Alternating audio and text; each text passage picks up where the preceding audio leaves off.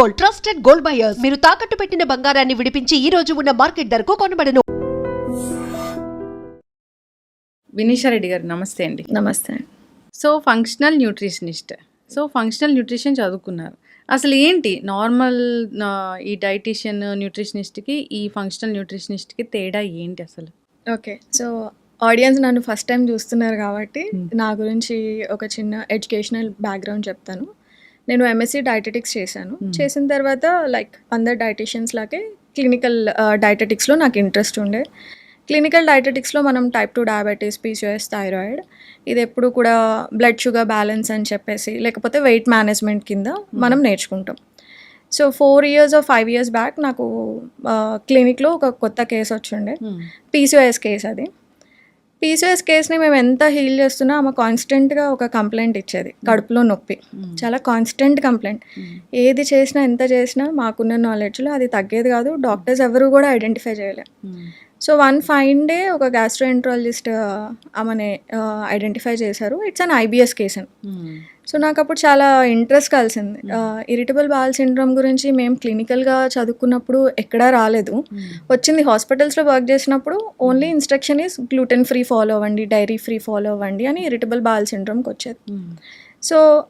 ఆమెకు అది పెట్టాము, గ్లూటెన్ ఫ్రీ పెట్టాము, డైరీ ఫ్రీ పెట్టాము, బట్ స్టిల్ ఆ కేసు అసలు సాల్వ్ అవ్వట్లేదు. దెన్ ఐ థాట్ ఇది డాక్టర్తో మేము ఇంకా ఎక్కువ మాట్లాడుతూ తెలుసుకున్నప్పుడు ఇది life style management, diet management, దీనికి ఏం మెడికేషన్ లేదు అని చెప్పారు. మెడికేషన్ లేనప్పుడు ఇది డిసీజ్ కాదు, ఇది ఒక డిజార్డర్. ఎక్కడి నుంచి వస్తుంది, ఎందుకు ఇంత క్రానిక్ సఫరింగ్ ఉంది దీంట్లో, ఇది లైఫ్ స్టైల్ ఎందుకు డిస్టర్బ్ చేస్తుంది అన్న ఒక ఇంట్రెస్ట్ నాకు క్రియేట్ అయింది. అక్కడ నుంచి I did my own research. And ఇది మన ఐబిఎస్, ఐబిడి మన ఏషియన్ పాపులేషన్లో, ఎస్పెషల్లీ లైక్ ఇండియన్ పాపులేషన్లో చాలా తక్కువగా కనిపించేది ఒక 4-5 years బ్యాక్ అనమాట. అప్పుడు అంత అవగాహన లేకుండే. నేను వెస్ట్రన్ డాక్టర్స్ ఇన్స్టాగ్రామ్ ప్రొఫైల్ కానివ్వండి, ఇంకా గూగుల్ రీసెర్చ్ చేసినప్పుడు I came to know there is something called as irritable bowel syndrome. Manage చేసుకోవడానికి ఒక కోర్స్ ఉంది, ఇది ఫంక్షనల్ న్యూట్రిషన్ అని ఒక సబ్జెక్ట్ ఉంది. అది నేర్చుకుంటే కన్వెన్షనల్గా ఏదైతే ట్రీట్ చేయలేకపోతున్నారో ఫంక్షనల్ న్యూట్రిషన్లో దానికి ఆన్సర్ ఉంది అని నాకు అర్థమైంది. అప్పుడు నేను మొనాష్ యూనివర్సిటీ దాంట్లో ఐబిఎస్ కోర్స్ ఉంటే అది జాయిన్ అయ్యాను. అది జాయిన్ అయిన తర్వాత దాంట్లో మేజర్గా డైట్ గురించి డిఫరెన్షియల్ డయాగ్నోసిస్ అంటాం. అంటే ఐబిఎస్ అయినా లేదా ఇంకేదైనా ఆర్గానిక్ డిసీజెస్ ఉన్నాయా, వీటికి ఏం టెస్ట్ చేసుకోవాలి, బ్లడ్ టెస్ట్ దగ్గర నుంచి మొత్తం డీటెయిల్డ్గా చాలా మంచిగా కోర్స్ ఉంది. ఐబిఎస్ కోర్స్ చేశాను.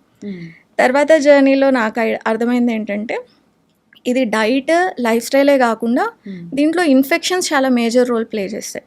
మన గట్లో జరిగే డిస్బయోసిస్ అంటే మీ ఓన్ గట్ మైక్రోబయోమే మిమ్మల్ని ఇన్ఫెక్టివ్గా మారుస్తుంది.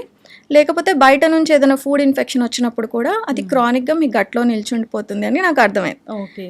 అది హీల్ చేయనంత వరకు ఈ ఐబిఎస్ హీల్ అవ్వదు అని అర్థమైంది. Then I started doing like small intestinal bacterial overgrowth, SIBO doctor అని వెస్ట్రన్ డాక్టర్ నిరోలా ఉన్నారు, ఆస్ట్రేలియన్ డాక్టర్ అనమాట. She been doing IBS and ఈ కేసెస్ లాస్ట్ 20 years నుంచి చేస్తున్నారు. ఆమె ప్రాక్టీషనర్. ఆమె కోర్స్ లాంచ్ చేశారు, సిబో అని చెప్పేసి. అలా నేను ఒక్కొక్క certification, IBS, IBD, small intestinal bacterial overgrowth, level 3 biochemistry, ఇవన్నీ నేను వెస్ట్రన్ డాక్టర్స్ దగ్గర నుంచి సర్టిఫికేషన్స్ చేశాను. ఇది చేసిన తర్వాత మన ఇండియన్ డైటెటిక్స్ కానివ్వండి, లేకపోతే కన్వెన్షనల్ మెడిసిన్ చెప్పింది అంతా ఒక సైడ్ అయితే, other side of the story ఏం అక్కర్లేదు. మనం ఈ 4 root causes, 5 root causes, autoimmune డిజార్డర్స్కి అయినా, లీకీ గట్స్ అయినా, ఐబిఎస్ అయినా, ఐబిడి అయినా, ఒక రూట్ కాజ్ ఏంటి అంటే it all starts from your gut అని నాకు అర్థమైంది. అయితే ఏదైనా ఇష్యూతో మీ దగ్గరకు ఒక పేషెంట్ వస్తే ఎలా ట్రీట్ చేస్తారు?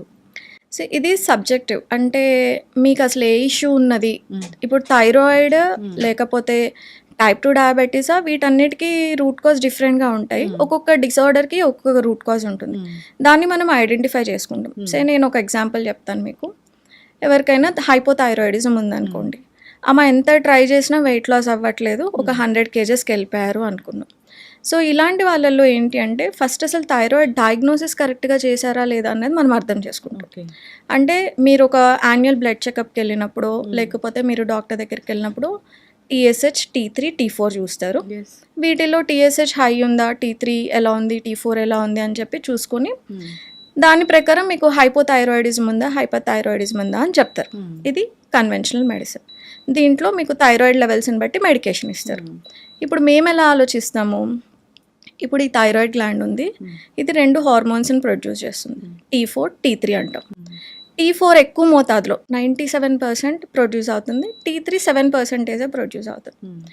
T4 ఇన్యాక్టివ్, అది ఎంత ఉంది అన్నది ఇంపార్టెంట్ కాదు, అది T3 కింద ఎలా కన్వర్ట్ అవుతుంది అన్నది ఇంపార్టెంట్. ఇప్పుడు మీరు లావ్ అయిన వాళ్ళు సన్నబడాలన్నా, ఇన్సులిన్ రెసిస్టెన్స్ తగ్గాలన్నా, కాన్స్టిపేషన్ తగ్గాలన్నా మీకు కన్వర్షన్ జరగాలి. అంటే T4 యాక్టివ్ కాంపోనెంట్ T3కి వెళ్ళి కన్వర్ట్ అయ్యి T3 కరెక్ట్ లెవెల్స్లో ఉంటేనే మీకు థైరాయిడ్ హీల్ అయినట్టు. సో మనం మెడిసిన్ ఏమి ఇచ్చుకుంటాం, T4 ఇస్తాం చాలా వరకు. ఆల్రెడీ T4 ఇస్తున్నారు, కానీ మీ థైరాయిడ్ కంట్రోల్ అవ్వట్లేదు, ఎందుకంటే ఇది T3 కింద కన్వర్ట్ అవ్వట్లేదు. మరి T3 కింద ఎందుకు కన్వర్ట్ అవ్వట్లేదు? T3లో ఎక్కడ కన్వర్ట్ అవుతుంది T4, T3 అంటే లివర్లో 70% కన్వర్ట్ అవుతుంది, 20% గట్లో కన్వర్ట్ అవుతుంది. సో మరి లివర్ హెల్త్ ఎలా ఉంది?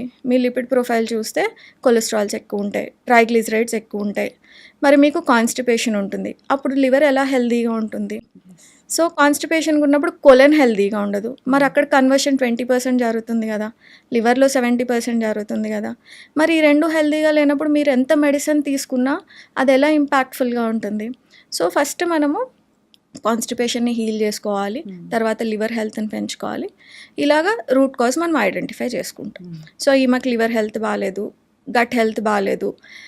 దీంతో పాటు ఐరన్ ప్రొఫైల్ మంచిగా చెక్ చేసుకోవాలి, ఎందుకంటే థైరాయిడ్ ఇంబ్యాలెన్సెస్ ఐరన్ మీద చాలా డిపెండ్ అయ్యి ఉంటాయి. TPO అని ఒక హార్మోన్ ప్రొడ్యూస్ చేస్తుంది థైరాయిడ్ గ్లాండ్. దీనికి కావాల్సింది ఐరన్ మెయిన్గా. మీకు ఐరన్ డెఫిషియన్సీ ఉండి థైరాయిడ్ ఇష్యూస్ ఉన్నాయంటే ఆ ట్యాబ్లెట్ ఎందుకు పనికిరాదు. సో ఈ ఐరన్ డెఫిషియన్సీ మీరు హీల్ చేసుకోకుండా ఓన్లీ పిల్ వేసుకుంటున్నాను కదా నా థైరాయిడ్ కంట్రోల్లో ఉంది అనుకున్నా కూడా అది చేయాల్సిన యాక్టివిటీ బాడీలో చేయదు. థైరాయిడ్ గ్లాండ్ ఏం చేస్తుంది, గట్ మొటిలిటీని కంట్రోల్ చేస్తుంది, మీ బాడీ వెయిట్ని కంట్రోల్ చేస్తుంది, మీ హార్మోన్స్ని కంట్రోల్ చేస్తుంది, మూడ్ని, యాంగ్జైటీని కంట్రోల్ చేస్తుంది, మీ స్కిన్ అండ్ బోన్ హెల్త్ని కూడా కంట్రోల్ చేస్తుంది.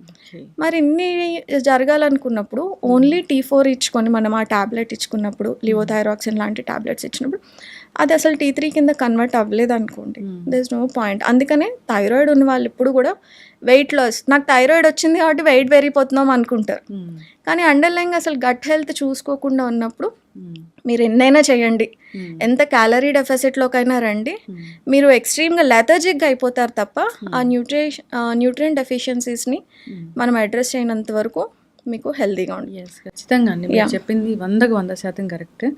ఒక థైరాయిడ్ ఇష్యూ వచ్చిందంటే ఇక జీవితాంతం మందులు వాడాల్సిందే, ఆ లెవెల్స్ ఫ్లక్చువేట్ అవుతూ ఉంటాయి, సో ఎప్పటికీ తగ్గనట్లుగా ఉంటుంది. నిజంగానే వాళ్ళ మెంటల్ హెల్త్ కూడా బాగోదు దీనివల్ల. యాంగ్జైటీ బాగా వస్తుంది, thyroid controls your mental health. So anxiety బాగా వస్తుంది. ఫస్ట్ అసలు మనకి క్లినికల్ సైన్స్ ఏం కనిపిస్తాయి, మీకు థైరాయిడ్ టెస్ట్ చేసుకోక ముందరనే విపరీతంగా స్వెట్టింగ్ రావడము, యాంగ్జైటీ కనిపించడం, చిన్న చిన్న వాటికి కోపం రావడము, ఇరిటబిలిటీ ఎక్కువైపోవడము, లేదా కాన్స్టిపేషన్ కనిపించడం లాంటి ఇష్యూస్ మనకి క్లినికల్ సైన్స్ కనిపిస్తాయి. అప్పుడు మీరు డాక్టర్ దగ్గరికి వెళ్ళినప్పుడు మీరు ఎక్స్ప్లెయిన్ చేస్తుంటే కనుక ఆయన వెంటనే థైరాయిడ్ టెస్ట్ రాస్తారనమాట. So it all begins in the gut initially అని నేను చెప్తాను. సో ఈ థైరాయిడ్ అనేది అసలు ఎవరిలో చూస్తాము, ఎవరిలో ఎక్కువ వస్తుంది, ఐరన్ డెఫిషియన్సీ వల్ల వస్తుందా, దేనికి వస్తుంది, ఇంకా కారణాలు మాట్లాడితే దాన్ని ఎలా ఐడెంటిఫై చేసుకోవాలి, ఎలా ఈ ఫంక్షనల్ న్యూట్రిషన్ ద్వారా తగ్గించుకోవచ్చు? ఓకే, సో నేను చెప్పినట్టు ఇంతక మనకి రూట్ కాజ్ ఎక్కడి నుంచి స్టార్ట్ అయింది. మీరు ఆబ్వియస్ 4 పాయింట్స్ అంటే మీ లైఫ్ స్టైల్, మీరు టైంకి తింటున్నారా, టైంకి పడుకుంటున్నారా, తిన్నది కూడా హెల్తీగా బ్యాలెన్స్డ్గా తింటున్నారా, ఫైబర్, ప్రోటీన్ ఎక్కువ, గ్రెయిన్ రేషియో మనకి తక్కువ ఉండాలి మనం తినే దాంట్లో. ఒక సెడెంటరీ లైఫ్ స్టైల్ లీడ్ చేస్తున్నారు అనుకోండి, సో దానివల్ల కూడా మనకి ఇంబ్యాలెన్సెస్ వస్తాయి. అన్నిటికన్నా మెయిన్ కాంపోనెంట్ స్ట్రెస్. ఈ స్ట్రెస్ వల్ల కూడా థైరాయిడ్ ఇంబ్యాలెన్సెస్ రావడానికి చాలా ఛాన్సెస్ ఉంటాయి. మనం ఇప్పుడు ఈ థైరాయిడ్ రావడానికి ఏ ఏజ్ గ్రూప్లో పాసిబిలిటీ ఉంది అంటే మేనిఫెస్టేషన్ స్టేజ్ అని ఒకటి అంటాం. అంటే మీకు ఒక రోగం రావడానికో ఒక డిజార్డర్ రావడానికో ఒక మంచి 5-6 ఇయర్స్ పడతాయి. మీ బాడీ సైన్స్ అండ్ సిమ్టమ్స్కి చూపిస్తూనే ఉంటుంది, కానీ మనం అది ఇగ్నోర్ చేస్తాం. అవును. సో ఇప్పుడు ఒక స్కూల్ పిల్లోడు ఒక 10th క్లాస్ 9th క్లాస్ పిల్లల్లో మనము వాళ్ళని ఎగ్జామ్స్ అని చెప్పే లేదా 24/7 వాళ్ళని చదువు మీద ఫోకస్ చేసేసి ఎక్కువ స్ట్రెస్కి గురి చేసాం అనుకోండి, వాళ్ళు టైంకి తినరు, టైంకి పడుకోరు, పేరెంటల్ స్ట్రెస్ తర్వాత స్కూల్ నుంచి వచ్చే స్ట్రెస్ కలిపి వాళ్ళ థైరాయిడ్ని ఇంపాక్ట్ చేయడం స్టార్ట్ చేస్తుంది. యాజ్ యంగ్ యాజ్ లైక్ ఆ ఏజ్ నుంచి స్ట్రెస్కి ఎవరైతే కాన్షియస్గానో అన్కాన్షియస్గానో సబ్కాన్షియస్గానో మనం స్ట్రెస్కి గురవుతూ ఉంటే కనుక మన థైరాయిడ్ ఫంక్షనాలిటీ తగ్గుతూ వస్తుంది అనమాట. సో ఇది మీకు ఒక డిసీజ్ రూపంలో బయటపడడానికి ఒక 5 years పడుతుంది.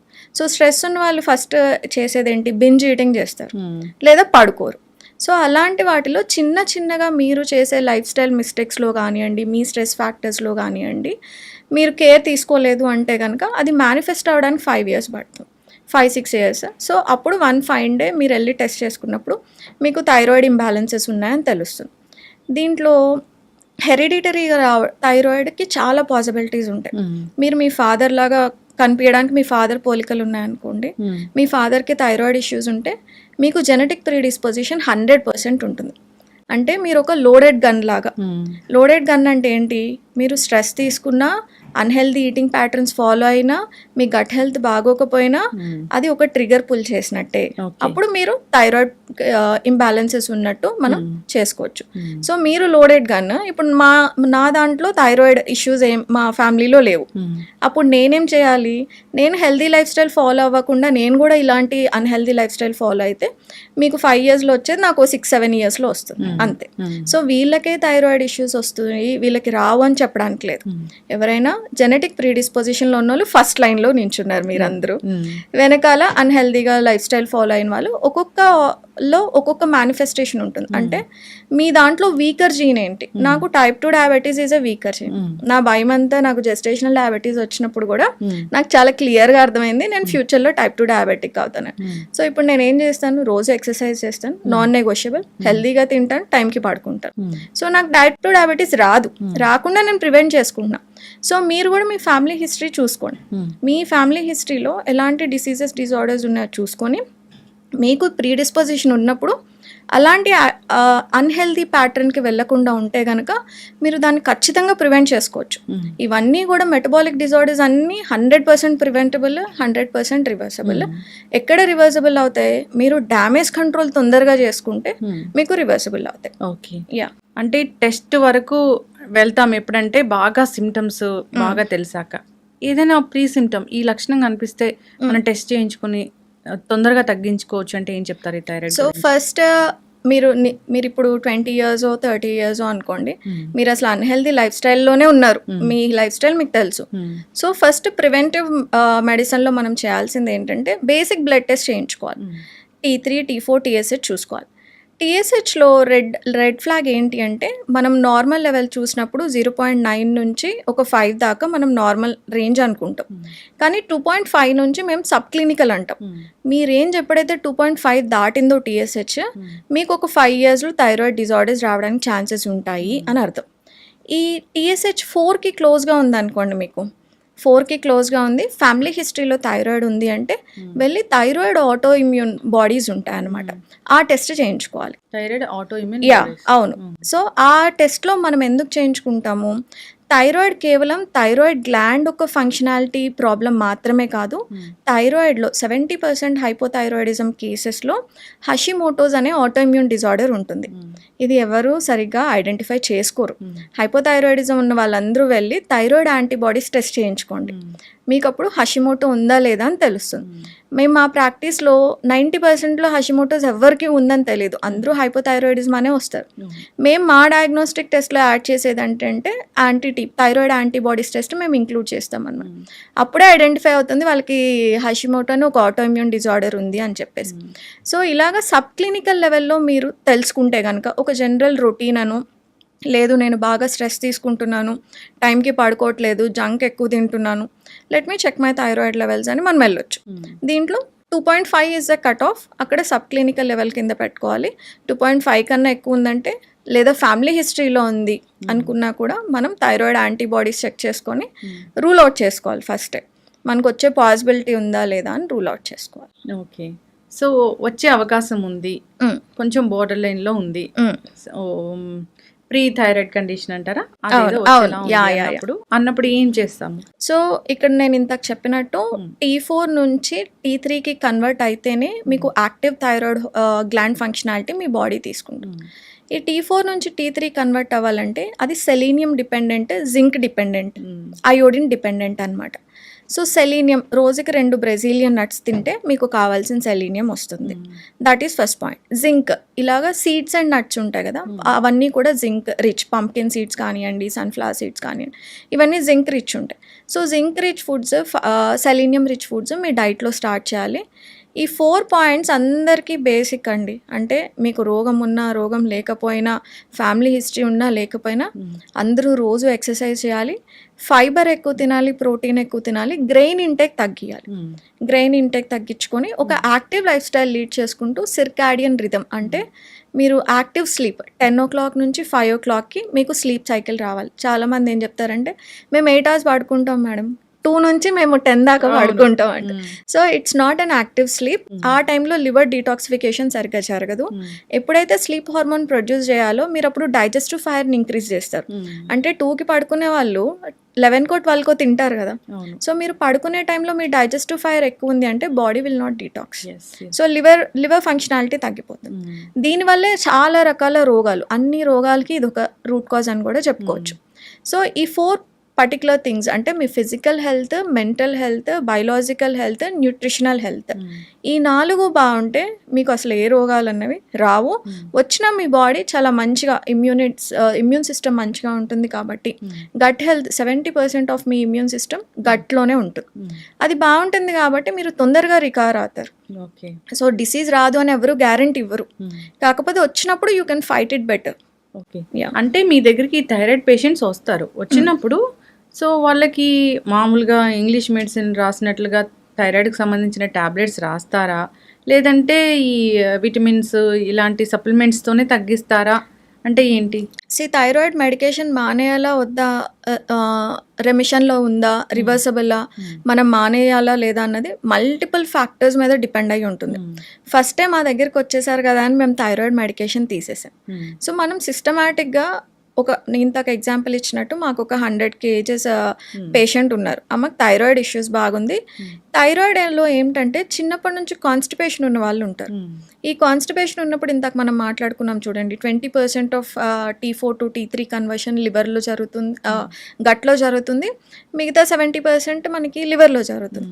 మరి ఆమె అంతా అన్హెల్దీ గట్ ఉండి, అన్హెల్దీ వెయిట్లో ఉండి, ఆమె స్ట్రెస్ లెవెల్స్ పీక్ చాలా ఎక్కువగా ఉంటాయి. మేము ఈ స్ట్రెస్ లెవెల్స్కి సంబంధించిన క్వశ్చన్స్ కూడా అడుగుతాం అనమాట. బట్ అన్నిట్లో తనకి 5 on 5 స్కోర్, హైయెస్ట్ స్ట్రెస్ లెవెల్స్లో ఉన్నప్పుడు మనం మెడికేషన్ వీన్ ఆఫ్ చేయొద్దు. దీనికి కావాల్సిన కన్వర్టింగ్ న్యూట్రియంట్స్ ఏవైతే ఉంటాయో ఫస్ట్ గట్ హెల్త్ ఇంప్రూవ్ చేసుకోవాలి. మనం ఎంత న్యూట్రియంట్ సప్లిమెంట్స్ ఇచ్చినా ఇంజెషన్ అంటే మనం తినడం, డైజెషన్, అది మీ పొట్టలో స్టమక్ యాసిడ్స్ కరెక్ట్గా ఉంటేనే అది డీబాండ్ అయ్యి డైజెస్ట్ అవుతుంది. డైజెస్ట్ అయింది ఎసిమిలేట్ అవ్వాలి, ఆర్గాన్స్కి, బ్లడ్కి అందాలి.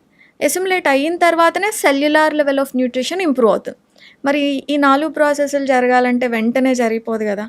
ఇన్ని ఇయర్స్ ఆఫ్ అబ్యూజ్ ఉంది బాడీకి. అబ్యూజ్ అంటే మీరు టైంకి తినరు, పడుకోరు, న్యూట్రిషన్ లేదు, చాలా డిప్లీషన్స్ ఉన్నాయి. కాబట్టి మనం ఒక సిస్టమాటిక్ వేలో ఒక్కొక్క దాన్ని అడ్రస్ చేసుకుంటూ వెళ్తే వన్ ఫైన్ డే మీ TSH, T4, T3 అన్ని ఆప్టిమల్ రేంజ్లో ఉన్నాయంటే డాక్టర్తో వెళ్ళి మాట్లాడుకొని ఇప్పుడు నా హెల్త్ ఇలా ఉంది, హెల్త్ కండిషన్, నేను ఎంతవరకు ట్యాబ్లెట్ని మానేసేయచ్చు, ఎంతవరకు డోసెస్ తగ్గించుకోవచ్చు అని మనం డిస్కస్ చేసుకొని న్యూట్రిషనిస్ట్, డాక్టర్స్తో డిస్కస్ చేసుకొని we can take a decision. కానీ అబ్రప్ట్గా ఎవ్వరు కూడా మనం ఆపేయకూడదు. అండ్ ఇప్పుడు ఫంక్షనల్ మెడిసిన్లో ఓన్లీ T4 కాదు T3 యాడ్ చేస్తున్నారు.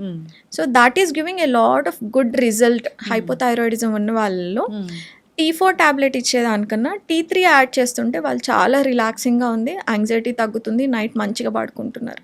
సో ఇప్పుడు మనకి అట్లీస్ట్ లైక్ సౌత్ ఇండియన్ స్టేట్స్లో ఫంక్షనల్ న్యూట్రిషన్ అంటే ఎవరికి తెలియదు. ఫంక్షనల్ మెడిసిన్ న్యూట్రిషన్ మీద అంత అవగాహన లేదు. ఇప్పుడు నేను ఇవన్నీ చెప్పినా కూడా చాలా మందికి కొత్తగానే అనిపిస్తుంది, కానీ వెస్టర్న్ స్టేట్స్లో ఇది చాలా పాపులర్ అప్రోచ్ అనమాట. ఒక డిసీజ్ అక్కడెక్కడ కూడా వెళ్ళంగానే యాంటాసిడ్స్ రాసేయడం, యాంటీబయాటిక్స్ రాసేయడం లాంటివి ఉండవు. చాలా డిఫికల్ట్ వాళ్ళకి ఒక ప్రిస్క్రిప్షన్ రావడమే. మీరు వెళ్ళండి, ఫుడ్ మార్చుకోండి, లైఫ్ స్టైల్ మార్చుకోండి అని చెప్తూ ఉంటారు తప్ప తొందరగా మెడికేషన్స్కి ఎవరు వెళ్ళరనమాట. సో అక్కడున్న అప్రోచ్ వాళ్ళ రీసెర్చ్ ప్రకారం, ఎందుకంటే వాళ్ళకి గట్ ఇష్యూస్ చాలా పెరిగిపోతూ ఉంటాయి because of ultra processed foods. So అక్కడ డాక్టర్స్ అందరూ కూడా ఫంక్షనల్ న్యూట్రిషన్, ఫంక్షనల్ మెడిసిన్ అప్రోచ్ని చాలా క్లోజ్గా ఫాలో అవుతారు. ఆ ఆడియన్స్ అందరికీ, అక్కడున్న పాపులేషన్ వాళ్ళందరికీ ఐడియా ఉంది. మనం కొత్తగా అడాప్ట్ చేసుకుంటున్నాం. Maybe down the lane I'm hoping ఒక 4 years అయితే ఇది ఒక కామన్ ప్రాక్టీస్ అవుతుంది, ఎక్కువ మంది దీని గురించి చదువుకొని ప్రాక్టీస్ చేస్తారు అని ఐ ఆల్సో విష్.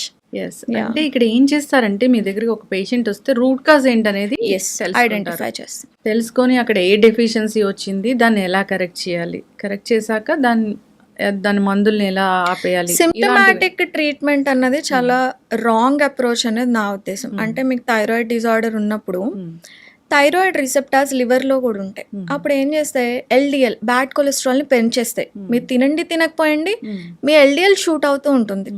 సో అప్పుడు ఏం చేస్తారు, మీరు రిపోర్ట్ పట్టుకొని వెళ్ళినప్పుడు థైరాయిడ్ డిజార్డర్స్ ఉంటాయి, మీకు మీ లిపిడ్ ప్రొఫైల్ అబ్నార్మల్గా ఉంటుంది, మీకు పీసీఎస్ వస్తుంది, హార్మోనల్ ఇంబ్యాలెన్స్ వస్తాయి, మీరు ప్రీ డయాబెటిక్ రేంజ్లో ఉంటారు. సో మీకు ఇప్పుడు లిపిడ్ ప్రొఫైల్ ఎక్కువైంది కాబట్టి మీరు కార్డియాలజిస్ట్ దగ్గరికి వెళ్ళండి అని చెప్తారు. మీకు పీసీఎస్ వచ్చింది కాబట్టి గైనకాలజిస్ట్ దగ్గరికి వెళ్ళండి అంటారు. మీకు థైరాయిడ్ ఇష్యూస్ వచ్చినాయి కాబట్టి ఎండోక్రైనాలజిస్ట్ దగ్గరికి వెళ్ళండి అంటారు. ఇది చాలా రాంగ్ అప్రోచ్. ఎందుకంటే ఒక రూట్ కాజ్ ఎక్కడి నుంచి ఇది జనరేట్ అవుతుంది అన్నది మనం అర్థం చేసుకోకుండా బాడీలో ఫంక్షనాలిటీని ఒక్కొక్క బ్రాంచ్ కింద డివైడ్ చేసి మనం ఒక్కొక్క ట్యాబ్లెట్ ఇచ్చుకుంటూ వెళ్తే అదంతా ఎప్పుడు కోఆర్డినేట్ అవుతుంది, ఎప్పుడు ఇంటర్ట్వైన్ అవుతుంది, మీ మైండ్ ఎప్పుడు అర్థం చేసుకుంటుంది, మీ బ్రెయిన్ ఎప్పుడు ఆలోచిస్తుంది, ఇదంతా ఒకటే బాడీ, ఈ everything is inter connected. So నేను ఒక విషయాన్ని, ఆ రూట్ కాజ్ని అర్థం చేసుకుంటే నేను అన్నిటినీ హీల్ చేసుకోగలను. ఇది time taking, life style modify చేసుకునే ఒక ప్రాసెస్ అనమాట. దీంట్లో మనకి కరెక్ట్ అవగాహన ఉండాలి.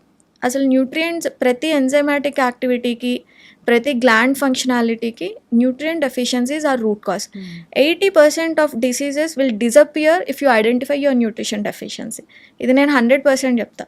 డిప్రెషన్ ఉన్న వాళ్ళల్లో B12 ఎక్స్ట్రీమ్ డెఫిషియన్సీస్ ఉంటాయి, D3 ఎక్స్ట్రీమ్ డెఫిషియన్సీస్ ఉంటాయి, యాంగ్జైటీ విపరీతంగా కనిపిస్తుంది, రోజు లేసి మోటివేట్ అవ్వరు. ఇప్పుడు మీరు కాలేజ్ పిల్లల్లో చూస్తే జనరల్గా తిట్టించుకుంటూ ఉంటారు, లే పడుకో, ఎప్పుడు నీరసంగా కనిపిస్తావేంటి, కొద్దిగా యాక్టివ్గా ఉండు అని మనం నోట్తో చెప్తూ ఉంటాం. కానీ ఆమెకి ఏ న్యూట్రిషన్ డెఫిషియన్సీ ఉంది, B12 ఎంత లెవెల్స్లో ఉన్నాయి. సో 200 pg/ml మనం బ్లడ్ టెస్ట్ చేయించుకుంటే 200 నుంచి 900 దాకా నార్మల్ రేంజ్ అని ఇస్తారు. 200 ఉండగానే ఇంకెవరు పట్టించుకోరు, 200 ఉంది ఇది నార్మల్ అనుకుంటారు, చాలా సఫిషియెంట్ ఉంది. కానీ ఎప్పుడైనా న్యూట్రియంట్స్, వైటమిన్ అండ్ మినరల్స్ ఎప్పుడు కూడా ఆప్టిమల్ లెవెల్ చూసుకోవాలి. B12కి ఆప్టిమల్ లెవెల్ ఏంటి, 600 pg/ml. B12 ఆప్టిమల్గా ఉంటే ఏమవుతుంది, మీ థాట్ ప్రాసెసెస్ మంచిగా ఉంటాయి, కాగ్నిటివ్ ఎబిలిటీ బాగుంటుంది, నిద్ర పడుతుంది, అనీమియా రాదు. B12కి అనీమియా రాకుండా డెఫిషియన్సీ. మీ ఆర్బీసీ రోజు 1% ఆఫ్ ఆర్బీసీ, ఓల్డ్ ఆర్బీసీ చనిపోతూ ఉంటాయి బాడీలో. ఇవి కొత్త ఆర్బీసీ ప్రొడ్యూస్ కావాలంటే మనకి B12 కావాలి.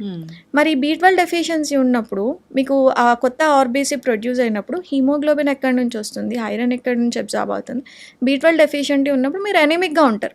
సో ఈ ఏజ్ పిల్లలు, కాలేజ్ వెళ్ళే పిల్లలు ఎక్కువ జంక్ ఈటింగ్ హ్యాబిట్స్ ఉంటాయి కాబట్టి వాళ్ళలో ఎక్కువ న్యూట్రియంట్ డెప్లీషన్ వల్ల వచ్చే laziness, fatigue, depression, anxiety, irritability.